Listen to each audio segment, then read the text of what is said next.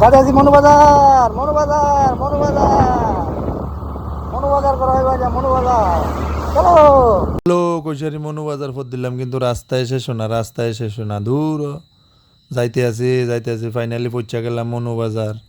যাইয়া কিতা কিনমু তারপরে গেলাম টমেটো কিনতাম প্রথম। বাপরে যে আগুন দাম, আই এম তো পুরো অবাক। 70 টাকা 80 টাকা কেজি বলে, যাও 70 টাকা দিয়ে 1 কেজি লইলাম।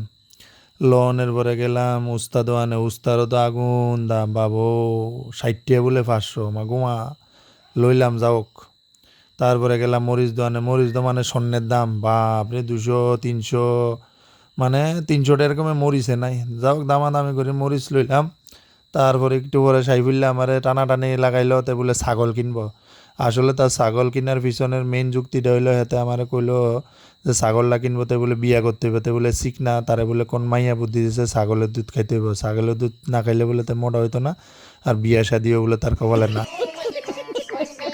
ছাগলের কোন দিকে চা, ছাগলের হিয়া চাইতে আছে, ছাগলের কোন দিকে চা দেখি। ভালো হ্যাঁ আছি ভাই ভালো, তুমি ভালো নেই? একদম ঠিক আছে ঠিক আছে।